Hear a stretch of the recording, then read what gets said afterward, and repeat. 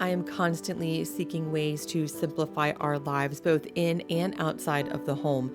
But as we head into spring, it can be kind of hard to keep things simple. Our schedules get really full this time of year because the weather is so nice, and especially since we had a very cold winter, everybody wants to be outside. We've had picnics and afternoon gatherings at the beach, school events, social events, all sorts of things have been going on. So, right now at home, I'm trying to keep things simple and slow while still embracing the new season.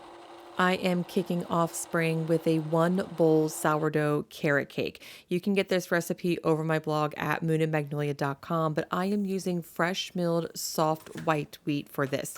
So the original recipe calls for all purpose flour, which of course will work totally fine, but this is fresh milled flour. And for soft wheat, you will need to increase the amount that you use because it does not absorb as much liquid, so you have to use more flour. So if you're measuring in cups, you'll want to add a quarter cup more per cup of flour or 30 grams more per cup of flour. And now I don't know if I would call this a health food, but it is made with 100% whole grain flour and carrots, so it has a vegetable in it. So this carrot cake, I feel pretty good serving it to my family because it does have all of those great whole grains in it.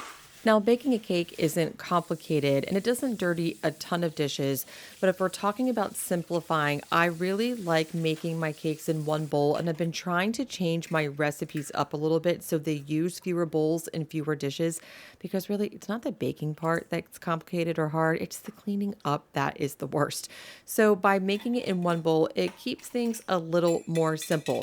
So to make a cake in one bowl, you simply just whisk together the dry ingredients and then add in all of your wet ingredients. Now, this carrot cake has sourdough starter discard in it, and one thing about that is I like to put the discard on top of all of the other wet ingredients so that way it can mix in a little bit better.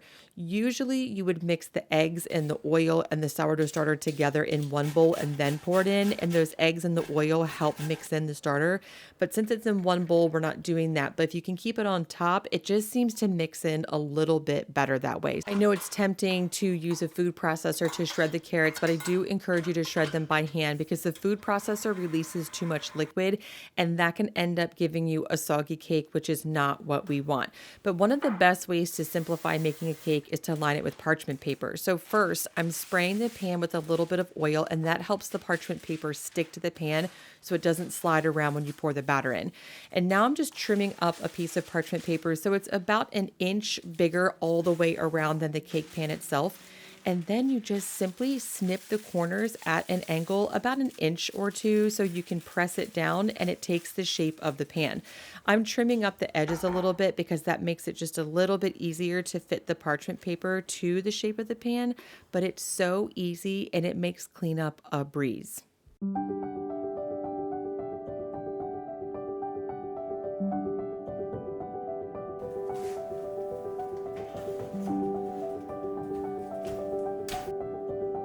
Of course, one of the easiest ways to prep for spring and to simplify your life for spring is to declutter and clean. I am not quite at spring cleaning mode yet. I need to be, but I just haven't had the window of time to do that. But I am doing other things to make my house feel a little more springy. Anytime you can bring in something green, a plant really helps things feel like spring, whether it's a hanging plant, just a couple small potted plants, or even a faux plant, just to give some of that green life back into your space.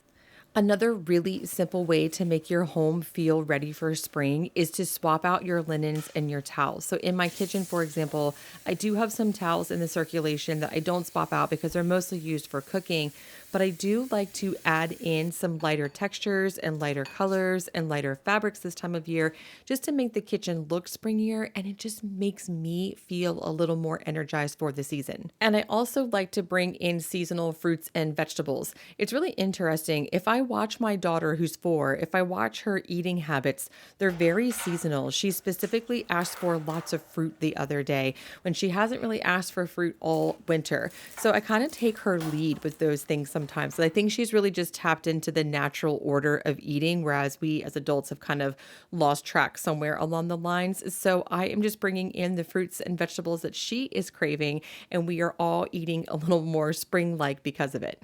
And I know this might sound so simple that it's not even worth mentioning, but I really like opening the windows this time of year. And specifically, I like to open up my kitchen window and my front window. Not only does it bring in the fresh air, but it also brings in the sounds of spring. The sounds in the environment change. Of course, there's birds, but I also hear lots of kids playing outside, people walking by and laughing, dogs barking. The energy and the rhythm outside really shifts this time of year. And just by opening up a window, you can bring all of that inside, which is especially nice on those days when you can't get outside yourself. Okay, let's get back to this cake just for a minute. So I am making a cream cheese icing. So first I'm mixing together the butter and cream cheese, and now I'm adding in a little bit of homemade vanilla and a pinch of salt. Once that's all mixed together, I'm adding 1 cup of powdered sugar at a time for a total of 3 cups. You could probably cut that back to 2, which I'll do next time if you don't like a super sweet frosting. But either way, it will work totally fine. This was my daughter's first time helping me frost a cake, and she had a ton of fun. I think she ate as much as she put on the cake, but it was definitely worth the sweet memories together. A spread, yeah. Yummy, yummy cake. I think one of the most underrated times for baking is spring. Of course, we all love fall baking, but there is so much to love about spring baking and spring flavors. Wow, look at that. Cake. I really think spring baking really breaks you out of the same old with things like carrot cake and lemon flavors and blueberry and strawberry, things that we only really have this time of year. Whoa, is that for me? I want that for me. Okay. And what I really like about this is it's building memories through baking and through being together in the kitchen that aren't just around holidays. We always think about Christmas and fall, for example, as a time to bake together and build memories together. But the first day of spring, for example, is a great time to build memories together. We always make carrot cake or carrot muffins on the first day of spring. It's a family tradition, and I love it more than some of our holiday traditions.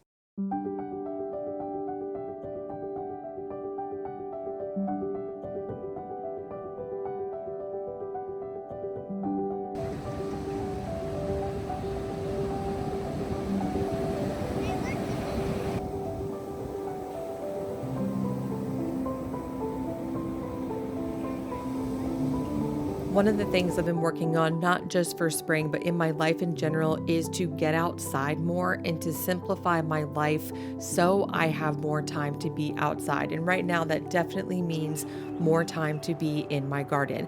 And I am very much simplifying my garden this year. So if you followed along my gardening journey last year, you probably saw that we expanded our garden and we experimented with packing in our plants really tightly and growing as much as we can.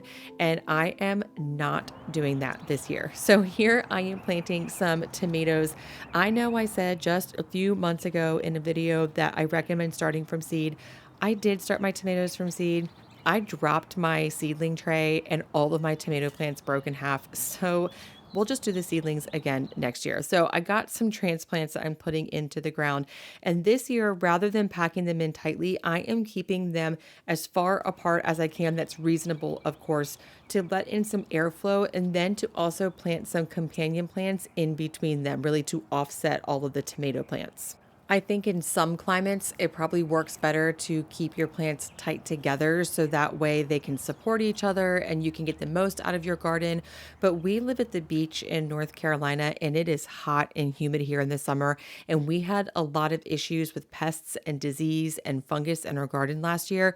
So my priority is airflow, but also my other priority is to do less in my garden. I'm only growing things that I know will grow well here, that I know we are going to eat, and that don't take a ton of my time, energy, and resources.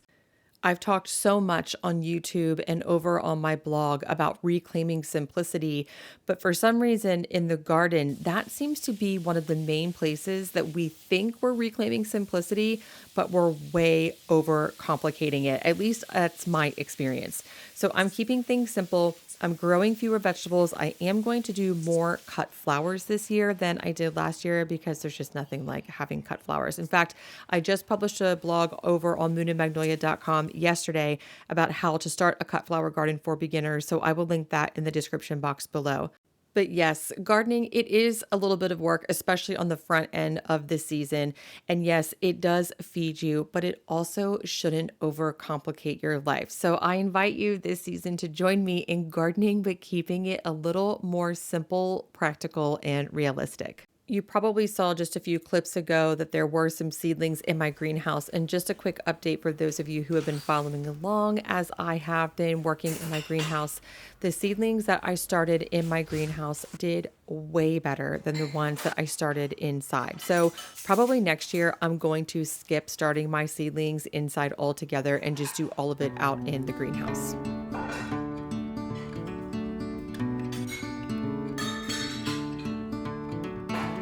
As I mentioned in the beginning of this video, our lives have been really busy in a good way the last few weeks.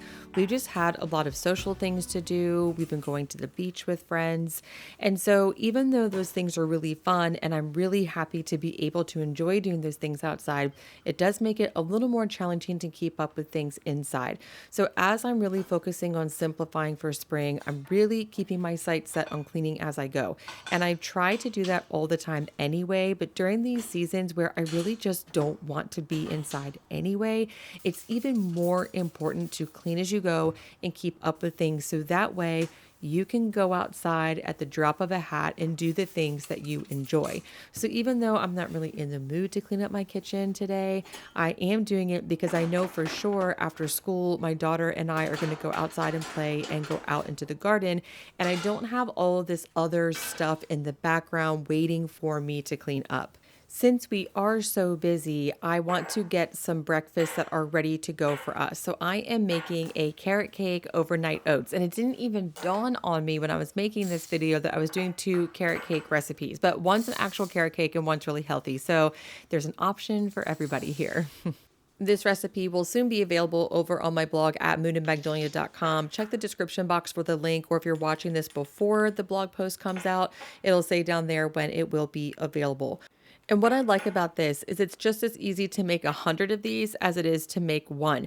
Now, I have tried making a big batch in a bowl and then portioning them into individual jars. And not only was it really messy, it was hard to get the ingredients portioned correctly because more liquid got in one than the other. So I do recommend making them in individual jars if possible. But in each jar, I'm throwing in a half a cup of rolled oats, about a half a teaspoon of cinnamon, and a pinch of nutmeg. You can use as much or as little as you'd like. A quarter cup of freshly grated carrots, 1 to 2 tablespoons of maple syrup, 3/4 cup of whole milk, a quarter cup of full fat Greek yogurt. And I really like to use full fat Greek yogurt because it tastes good, but I also think it keeps me fuller longer. A half a teaspoon of vanilla extract, and then you can add in other things that you like. You can throw in some chopped walnuts like I did. I don't like raisins, but if you like raisins in carrot cake, you can throw raisins in there. I even added a pinch of sweetened coconut. You could use sweetened or unsweetened. My grocery store nearby just didn't have any unsweetened coconut, so I used what they had. But you can put anything you want in it. I like my overnight oats to be a little bit more liquidy than like a regular oatmeal. If you want less liquid, you could add about a half a cup of milk to the jar instead of 3/4 cups of milk. I think either one would work just fine. And then you simply just stir it up, put a lid on it, and stick it in the fridge overnight.